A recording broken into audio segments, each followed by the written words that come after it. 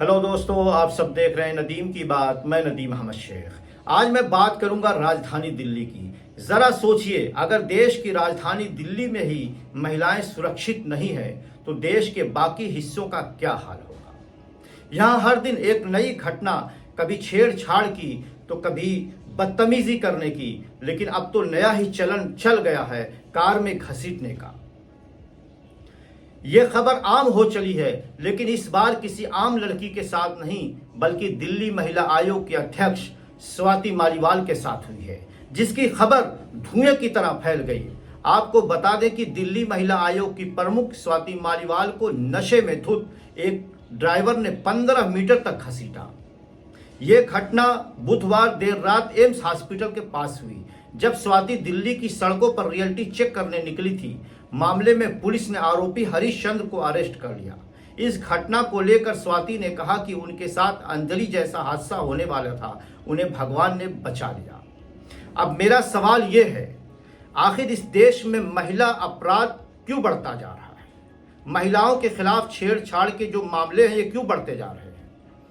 जबकि हर बार एक घटना होती है, बहुत वावेला मचाया जाता है, लेकिन हम दूसरी घटना होते तक फिर खामोश हो जाते हैं और फिर दूसरी घटना हो जाती है। आखिर इस देश की जमीन महिलाओं और लड़कियों के लिए क्यों तंग की जा रही है, जबकि हमारे पास इनके खिलाफ सख्त से सख्त कानून है। लेकिन अब वक्त आ गया है कि एक एक नागरिक को जागरूक होना पड़ेगा। ऐसे लोगों का सामाजिक बहिष्कार भी होना चाहिए। लेकिन देखा यह गया है कि जब एक किसी पर आरोप लगता है तो 10 लोग उसके साथ भी खड़े हो जाते हैं।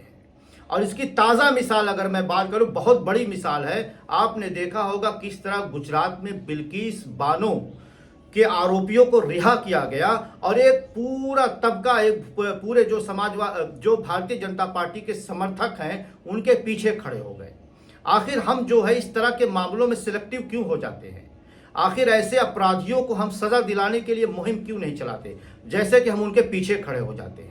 लेकिन अब ये वक्त आ गया है। आप ये बिल्कुल याद रखें कि आज वो तो कल हमारी बारी भी हो सकती है। इसलिए कभी भी धर्म, जात, मजहब के चश्मे से निकाल करके इस तरह के अपराधी हैं उनके खिलाफ मुहिम चलाएं, उन्हें कड़ी से कड़ी सजा दिलाएं। और देखा यह गया है कि जब इस तरह की घटनाएं होती है, चाहे वो दिल्ली पुलिस हो।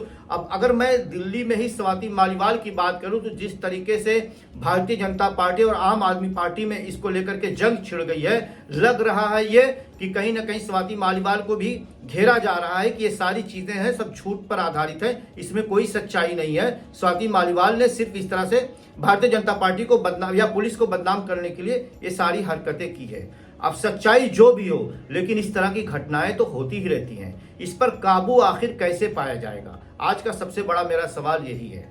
और अब इसी के साथ मैं अपनी बात को ख़त्म करता हूं। अगर आप सबको मेरी ये वीडियो पसंद आई हो तो लाइक, शेयर और सब्सक्राइब ज़रूर करिएगा। और हाँ, ट्विटर पर भी मुझे आप फॉलो कर सकते हैं। मेरा ट्विटर हैंडल है रियल नदीम अहमद। धन्यवाद।